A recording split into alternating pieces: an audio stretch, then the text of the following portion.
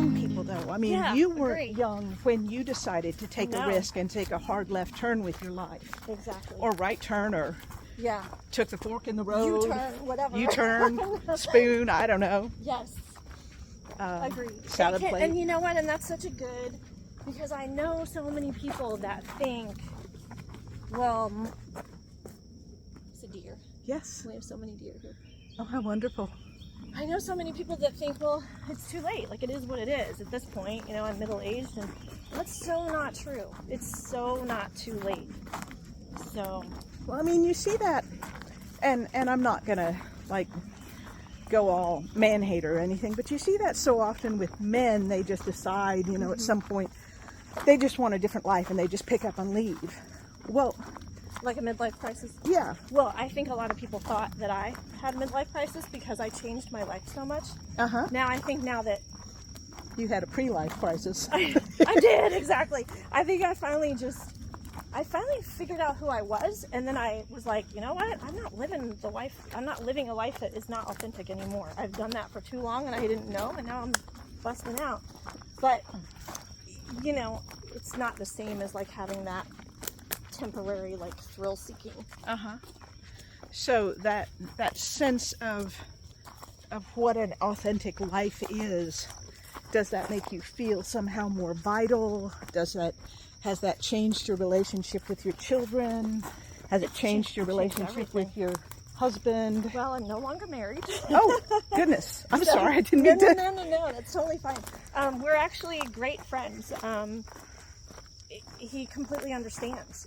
You know, I mean, it certainly wasn't fun going through the process of basically, you know, changing my whole life. But no, I mean, my whole family is actually closer as a family now than we were before, because we were all just being robots and living, you know, and then I kind of like shook us up and said, okay, wake up, everybody. So Amazing. It feels like living. Like, I think maybe before I was always thinking there must be something more than my to-do lists and going to Costco and you know, having everything perfectly organized and having my kids' backpacks ready for you know, for the next school season. I had it all together, and now I feel like I'm truly living. I'm not looking for that, what is it gonna be, like, what is it gonna be that's gonna make me happy? Because I think it's not even about happiness, because I think happiness is fleeting. Right. I wouldn't say that I have this, you know, super happy life. I have a meaningful and purposeful life. Do you feel fulfilled then? I feel very fulfilled. Yeah. Now that doesn't mean that I cry all the time. Like, you know, I've been through a lot to get to this point, this life that I've created, but there's a different feeling in being that happy that's temporary and, you know, ebbs and flows, versus the meaning and purpose doesn't go away. It lasts. Is that something you think you've learned over time? Yeah. Yeah. Yeah, definitely. Wow.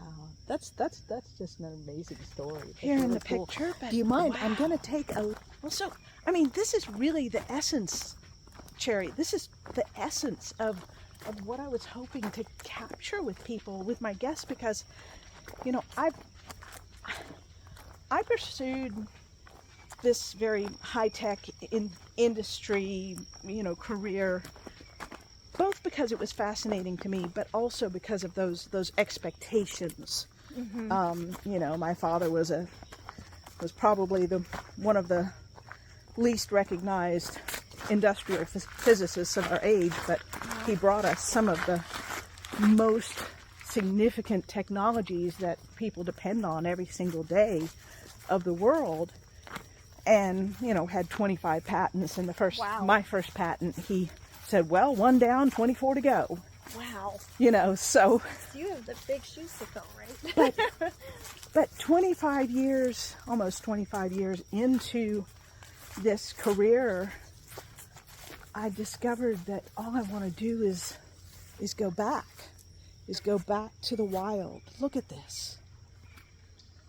And listen. Yeah, listen. Listen. The silence. There's almost real silence here. And it's beautiful. I'm going to go ahead and turn this camera around again, so our audience can get a really good view of this incredible Virginia creek. In Virginia, they call it a run, and not a river or a creek or a crick or a slough or any number of things that people. So peaceful. This is incredible. Oh, I heard that frog. Oh, wow. Turkey feather? Is that a turkey feather? I don't know. Yes. That looks very much like a turkey feather. Wow. Beautiful. Beautiful indeed. Would you like your water? It's always important to stay hydrated. We're not actually in a condition, you know, we're on a very well-groomed trail. We're not in a place where we have to worry too much about knowing our whereabouts, because the trail is extremely well marked. It is coming up on evening, but you know, we're also well prepared for that. But staying hydrated and being aware of your body, being aware of how you're feeling, what your limitations are, if you should turn back early, or just continue on if you're on a loop. Sometimes it really is easier just to continue on the loop, but just always being aware of your surroundings and how you're feeling, and just listening, not just for your own safety and well-being, but for the experience. It's just amazing. Now, I've found that hiking here on the East Coast is a lot different than hiking on the West Coast, or up in the Rocky Mountains, where I spent most of my really earlier years doing wilderness stuff. Because here, you're not at the extremes of altitude. You're not going to have the drops in temperature. So you'll notice I'm wearing cotton today, and so is Cherry. It's really okay, even if we get a rainstorm, even if we get wet. It's very unlikely in this condition that we would be under threat of hypothermia. Whereas if you were up in the mountains, or someplace where temperatures could drop precipitously, or someplace where there's extremely low humidity, a desert environment, you want to always be aware of the proper dress for your environment. So just get out there. Get out there. It doesn't matter how old you are. It doesn't matter how young you are or what your limitations are. And oh my goodness, there's a butterfly. Is that a butterfly or moth? It's a butterfly. Do you know what kind? Oh, it's beautiful.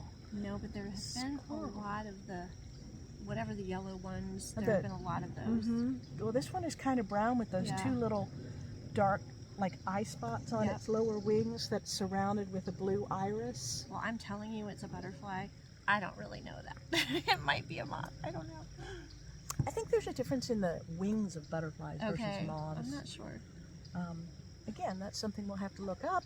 Look for the caption. We'll put that on there. In the meantime, I have got the obligatory snacky Snacks? Oh, look at you. Yeah. Come prepared. We'll put the turkey feather over here to hopefully avoid any. Isn't it nice that there's a table sitting here? Oh, I know. This is, well, again, this is one of the differences between hiking on the East Coast and hiking further out west, where things are a little more Wild West and uncivilized. Sure. This is just beautiful, but it's still, we are still in the wilderness. And this is a groomed farm. You know, this is a maintained place, so it's all set up for us. Well, I brought the apple, but what I'm going to do is get the cheese and the crackers and the chocolate. Oh, chocolate. How does chocolate sound? Chocolate is always a good idea. We'll be continuing this journey next time, so be sure and check back soon. Thanks!